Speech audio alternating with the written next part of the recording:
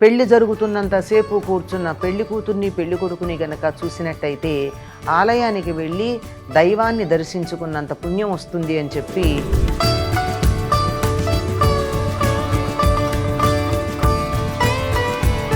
ఈ తాంబూలం ఇచ్చే సమయంలో పెద్దవాళ్లే పిల్లలకి చేస్తారు. అలాగే పెళ్లి సమయంలో మామగారు అల్లుడికి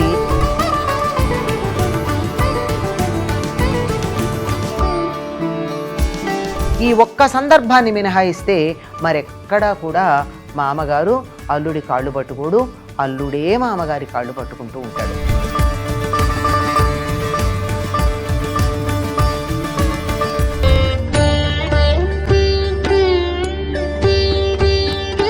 శ్రీ గురుభ్యో నమః.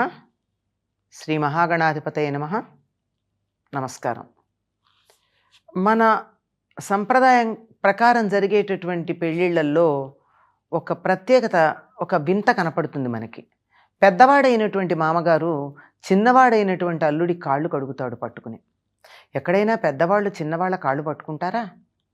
కానీ పెళ్ళిలో జరుగుతుంది. దీనికి కారణం ఏమిటి అంటే పెళ్లి పీటల మీద కూర్చున్నటువంటి వధూవరులని లక్ష్మీనారాయణులుగా భావించుకుంటాం. అందుకే వారికి పెళ్లిపీటల మీద పెళ్లి జరుగుతున్నంతసేపు కూర్చున్న పెళ్లి కూతుర్ని పెళ్లి కొడుకుని గనక చూసినట్టయితే ఆలయానికి వెళ్ళి దైవాన్ని దర్శించుకున్నంత పుణ్యం వస్తుంది అని చెప్పి పూర్వకాలం అందరూ కూడా తప్పనిసరిగా పెళ్లికి వెడితే పెళ్ళంతా కూర్చుని చూసేవారు. ఇప్పట్లాగా నేరుగా బఫే ఎక్కడ ఉంది అని వెళ్ళి తర్వాత మొహమాటానికి అలా పలకరించి వచ్చేయడం కాదు. పీటల మీద కూర్చుని పెళ్లి కూతుర్ని చేసిన దగ్గర నుంచి పెళ్లి తంతు పూర్తయ్యేదాకా నాగవల్లి అప్పగింతలు ఇత్యాదులన్నీ పూర్తయ్యే వరకు పెళ్లి కూతురు పెళ్లి కొడుకు ఎవరు అంటే లక్ష్మీ నారాయణులు. అందుకే ఆ కాళ్ళు కడిగేటటువంటి సమయంలో చెప్పే మంత్రం కూడా లక్ష్మీనారాయణ స్వరూపాయ వరాయ అని చెప్తారు. లక్ష్మీనారాయణుడైనటువంటి లక్ష్మీపతి అయినటువంటి నారాయణుడి స్వరూపంగా ఉన్న పెళ్లి కొడుకుకి నేను కాళ్ళు కడుగుతున్నానన్నాడే కానీ నా అల్లుడికి కాళ్ళు కడుగుతున్నాను ఎక్కడ అనరు. మనకి మన సంప్రదాయంలో భగవంతుడు ఎక్కడో కైలాసంలోనో వైకుంఠంలోనో మణిద్వీపంలోనో ఉండొచ్చు, కానీ అక్కడ మాత్రమే ఉంటాడు అని నమ్మం మనం. సాటి జీవుల్లో దైవాన్ని చూడడం అనేటటువంటి ఒక గొప్ప అలవాటు మన పెద్దలు మనకి చేశారు. అందుకే పెళ్లి కొడుకుని ఆ సమయంలో నారాయణ స్వరూపంగా భావించుకోవడం ఉంది. అందుకే చాలామంది ఎన్నో రకాలైనటువంటి వ్రతాలకి ఉద్యాపనలు చేసుకోవడానికి పెళ్లి కూతురికే ఉద్యాపన చేసుకుంటారు. అంటే అప్పుడు గనక ఉద్యాపన చేసుకుంటే సాక్షాత్తు తాము చేసిందంతా లక్ష్మీదేవికి చెందినట్టుగా భావించుకోవడం ఉంటుంది. ఈ పద్ధతి మనకి అనేక సందర్భాల్లో కనపడుతుంది. ఇక్కడ పెళ్ళి తంతులోనే కాదు, ఏదైనా పేరంటానికి వచ్చినట్టయితే తాంబూలం ఇచ్చేటటువంటి ఆవిడ ఎంత వృద్ధురాలైనా తాంబూలం తీసుకున్నటువంటి అమ్మాయి ఎంత చిన్నదైనా తాంబూలం ఇచ్చి కాళ్ళకి నమస్కారం చేస్తుంది. అదేమిటి పెద్దవాళ్ళు చిన్నవాళ్ళకి నమస్కారం చేయడం? మిగిలిన సందర్భాల్లోనేమో పిల్లలు పెద్దలకి చేస్తారు, ఈ తాంబూలం ఇచ్చే సమయంలో పెద్దవాళ్లే పిల్లలకి చేస్తారు. అలాగే పెళ్లి సమయంలో మామగారు అల్లుడికి కాళ్ళు కడగడం అనేటటువంటి దాంట్లో అల్లుళ్ళలో కూడా దైవాన్ని చూడమని ఆయనకి చెప్పడమే కాకుండా మనమందరం చూడ్డానికి వెళ్ళినటువంటి వాళ్ళందరికీ కూడా వధూవరులిద్దరూ లక్ష్మీనారాయణులుగా కనపడుతూ ఉంటారు. గమనించండి, ఇతర సమయాల్లో అచ్చంగా కోతుల్లాగా ఉన్నటువంటి వాళ్ళు కూడా పెళ్లిపీటల మీద ఆ అలంకారంలో చూడగానే ఎంత అందంగానో కళకళలాడిపోతూ ఉంటారు. ఏమిటదే పెళ్లి కళ? పెళ్లి కళ అంటే అతళ్ళలోనేమో నారాయణుడు, అమ్మాయిలోనేమో లక్ష్మి ఆవాహన జరిగిపోతుంది ఆ మంత్రాల ద్వారా. అందువల్ల ఈ ఒక్క సందర్భాన్ని మినహాయిస్తే మరెక్కడా కూడా మామగారు అల్లుడి కాళ్ళు పట్టుకోడు, అల్లుడే మామగారి కాళ్ళు పట్టుకుంటూ ఉంటాడు. అందుకని సందర్భాన్ని అనుసరించి భావనల్లో ఉన్న తేడా వల్ల ఇవి మనకు కనపడుతూ ఉన్నాయి.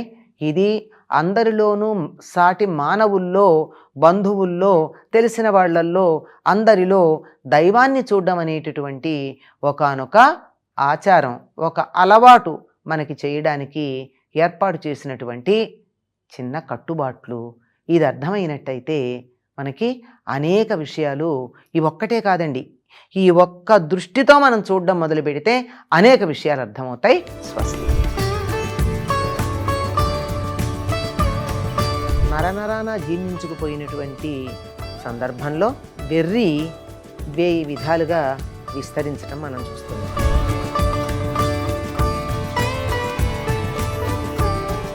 ఈ ఒక్క సందర్భాన్ని మినహాయిస్తే మరెక్కడా కూడా మామగారు అల్లుడి కాళ్ళు పట్టుకోడు, అల్లుడే మామగారి కాళ్ళు పట్టుకుంటూ ఉంటాడు.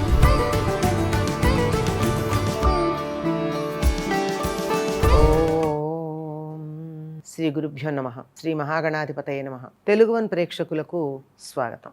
అతిశయాలు ఎక్కువైపోయి అహంకారాలు తలకెక్కి మా అంతటి వాళ్ళు లేరు అనేటటువంటి ఒకానొక భావన నరనరాన జీర్ణించుకుపోయినటువంటి సందర్భంలో వెర్రి 1000 విధాలుగా విస్తరించడం మనం చూస్తున్నాం. అట్లాంటిది పెళ్లి మాటలు మాట్లాడుకునేటప్పుడు మగపెళ్లి వారు కొమ్మెక్కి కూర్చోవడం, ఆడపెళ్లి వారిని మాకు అది చెయ్యాలి ఇది చెయ్యాలని చెప్పి రకరకాల విషయాలు అడగటం, వాటితో పాటుగా అనేకం ఉన్నాయి. అలా అడిగేటటువంటి వాటిల్లో ఒకటి వెండి పళ్ళెం చెంబు కావాలి. ఒకళ్ళని అడిగాం, వెండి పళ్ళెం చెంబు దేనికంటే కాళ్ళు కడిగేటందుకండి అన్నారు. అన్నన్నా ఎంత మాట! కాళ్ళు కడగడానికి వెండి పళ్ళెమా? ఎంత తప్పు మాటది! వెండి బంగారు వస్తువులని కాళ్ళతో తగలం. అసలు ఏ వస్తువునైనా కాలితో తగలడం అన్నది, తన్నడం అన్నది చాలా పాపంగా మనం పరిగణిస్తూ ఉంటాం. మాకు కావాలి. ఈ ఒక్క సందర్భాన్ని మినహాయిస్తే మరెక్కడా కూడా మామగారు అల్లుడి కాళ్ళు పట్టుకోడు, అల్లుడే మామగారి కాళ్ళు పట్టుకుంటూ ఉంటాడు. తండ్రుల్ని అడుక్కోవడానికి ఇదా పద్ధతి? ఇది కాదు కదా. అయితే పూర్వకాలం ఏం చేసేవారంటే, అబ్బాయికి వాళ్ళ ఇంట్లో ఉంటుంది కనుక మరి అతడు వెండి కంచంలో తింటూ ఉంటే అమ్మాయి మరి వేరే ఏం తింటుంది, విస్తరాకులో తింటుందా? అందుకని ఒక కంచం అమ్మాయికి కూడా అత్తవారింటికి వెళ్ళేప్పుడు ఇచ్చేవారు. అది వేడుకగా పెళ్లిలో ఇచ్చే పద్ధతి ఉండేది. అంతేగాని కాళ్ళు కడిగే చెంబు, కాళ్ళు కడిగేటటువంటి పళ్ళెం మాత్రం ఎట్టి పరిస్థితుల్లోనూ వెండిది వాడరు, వాడకూడదు. పాపం, తప్పు, దోషం. కావాలంటే ఇంట్లో సామానంతా వెండి చేయించుకోండి.